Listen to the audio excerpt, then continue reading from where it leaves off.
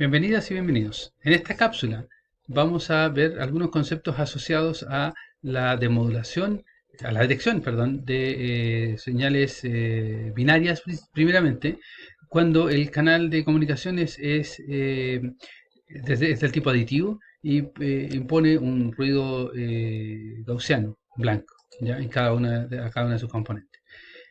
En particular, nosotros vamos a enfocar en esta parte en lo que es la demodulación primero, ¿ya? Y después en la detección, pero eso será una cápsula aparte.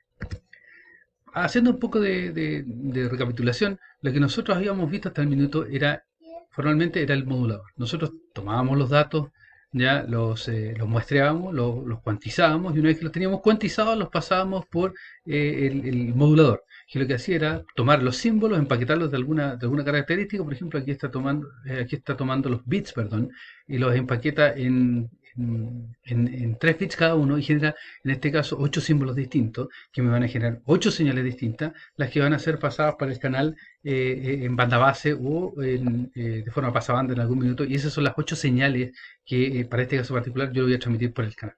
Este canal es del tipo aditivo con ruido gaussiano blanco. Por lo tanto, el efecto del canal es que se mete el ruido, perturba la señal, pero de manera aditiva, ¿ya? Eso significa que si nosotros vemos la señal a la salida del canal, tenemos una agregación de ruido a lo que yo transmití, pero sin inducir ningún tipo de atenuación, ni de distorsión, ni de nada de eso. En ese sentido, es un canal bien, bien ideal, pero sirve para empezar a conocer los fundamentos. Por otra parte, lo que vamos a darnos cuenta es que el ruido aditivo es un ruido blanco de potencia N0 partido por 2 watts por hertz. Ya, eso no es la potencia total. Entonces la densidad espectral de potencia es constante. Bueno, considerando esto, entonces el approach que normalmente se usa es: yo recibo la señal y aquí la detecto, pero en realidad vamos a ver la parte primero de cómo la demodulo, ¿ya? Y después cómo la detecto. Uno le llama esto el receptor formalmente, o normalmente también se puede llamar a todo esto el detector, pero siendo un poco más formales y un poco más precisos en la nomenclatura, nosotros vamos a decir que el receptor consta primero de un demodulador y después de un detector. Y lo que hace el demodulador es recibir la señal en el tiempo y pasarla a un vector. Y este vector es el que nosotros utilizamos para detectar qué bit y qué símbolo me transmitieron, ¿ya? Dependiendo del esquema de modulación que yo utilice. Para esto entonces nosotros vamos a crear, a partir de la señal que nosotros recibimos RDT, vamos a crear un vector I durante ese periodo de tiempo entre 0 y t sub b para cada uno de los bits recibidos, ¿ya? Y de los símbolos recibidos. Como esto es binario, por ahora vamos a hablar del tiempo de bit, no del tiempo de símbolo. Entonces, la primera parte es hablar del demodulador. Nosotros vamos a hablar del demodulador en esta cápsula y el detector lo vamos a dejar para una cápsula siguiente. El demodulador lo podemos implementar de dos maneras. Uno basado en una correlación, en la operación de correlación, y el otro basado en la operación de match filtering. El demodulador de correlación lo que en el fondo hace es aplicar la operación de correlación. Y la operación de correlación lo único que significa, o lo único que hace intuitivamente, es verificar qué tan similares o qué tan parecidas son dos señales. Entonces lo que vamos a hacer es, por ejemplo, para el caso de la señal antipodal, ¿ya? La primera que teníamos, cuando esto tenía un valor, un deseo, un offset, para esta señal de acá. Entonces nosotros, esta señal, si yo envío un 1, va a venir esta señal de acá. Si envío un 0, va a venir la negativa de esta. Nosotros la vamos a pasar por el canal, se le va a agregar, se le va a sumar un ruido, y esa es la señal RDT que yo recibo acá, ¿ya? Y esta es la amplitud de la que va a ir variando, y eso es lo que marcamos como SDK aquí.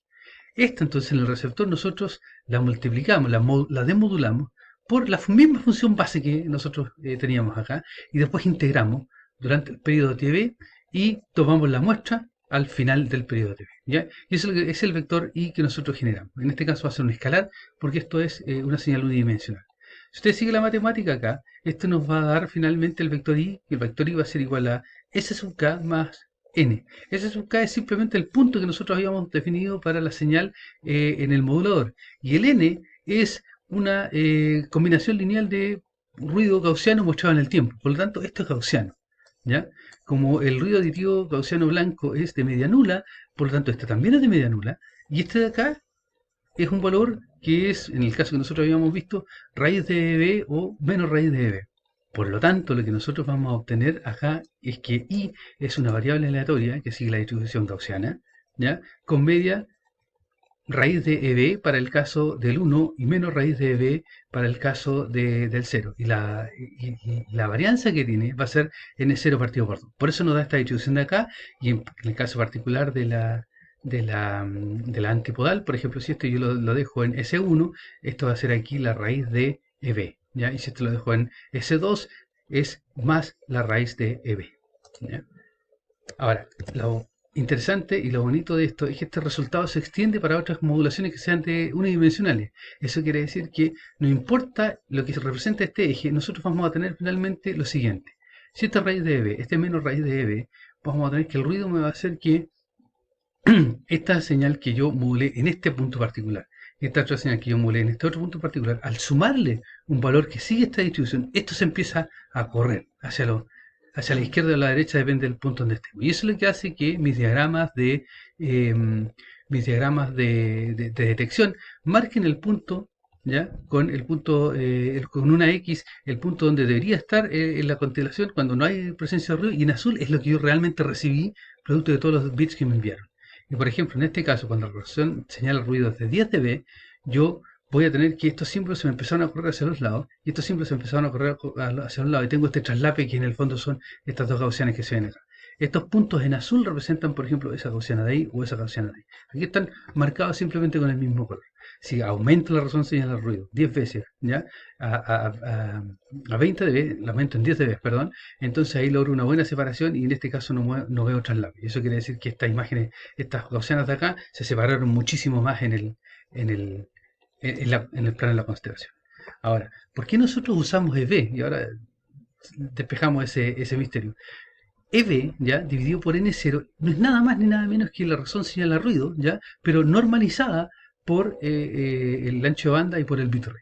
Ya, por eso nuestra figura de mérito, nuestra métrica que vamos a empezar a utilizar es EB partido por N0. N0 es la potencia del ruido, lo conocemos. Y EB es la energía por bit que nosotros estamos utilizando.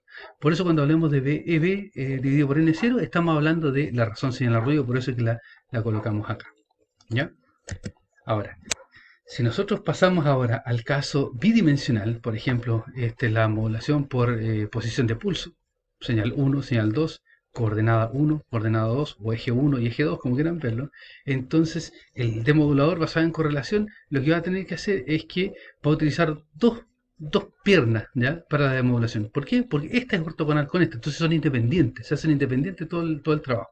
Aquí recibo la señal, hago la correlación por una señal, para una base, hago la correlación para la otra base, integro y tomo la muestra en el punto TB. Y ahí voy a obtener, ahora realmente voy a obtener un vector de dos componentes, I1 e I2. ¿Ya? Por lo tanto voy a obtener acá una gaussiana, una gaussiana de dos dimensiones. Eso significa entonces que para el caso PPM, como este estaba ubicado en el punto, en la primera, digamos, en el punto 1, en el eje X, 0, y la otra está ubicada en el punto 0, 1 en el eje Y, nosotros tenemos estas gaussianas de esta manera, y ahí están las funciones de distribución conjunta en los dos ejes para cada uno de los símbolos. ¿Se fijan? Esta para el símbolo 1 tiene una componente en I1 y una componente en I2 porque esto es bidimensional. Pero esta es la que está centrada alrededor del punto acá, esta de acá, y esta es la otra que está centrada en el otro caso para el punto de acá. Esto también, si nosotros tuviéramos más de dos símbolos, ya tuviéramos 4 por ejemplo, y usamos un esquema bidimensional, entonces nos va a pasar exactamente lo mismo. Vamos a obtener, en este caso aquí hay 4 símbolos distintos, vamos a tener 4 distintas gaussianas, a diferencia del caso anterior, ¿cierto? Donde teníamos 2, ahora tenemos 4 distintas gaussianas para los distintos 4 símbolos que tengo para transmitir, y voy a tener una distribución acá gaussiana en conjunto para las dos componentes, ¿ya? Y estos son los ejemplos de razón señal al ruido que yo les mostré en otra cápsula de un ejemplo integrado, ¿ya? En ese caso se usaban los ejes I y Q, y eso es lo que estoy usando acá. En este caso acá, estos no son los ejes I y Q, sino que son los ejes psi1, psi2 que me representan estas cosas de acá, ¿ya? Esas señales o funciones base de ahí. Ahora, la segunda forma de implementar un demodulador es usando el concepto de match filtering, ¿ya? El match filter o el filtro de igualación es un filtro que es igual a el inverso en el tiempo y desplazado en una cierta unidad de tiempo de la señal que yo transmito, ¿ya? Y en el fondo lo que tengo es un template.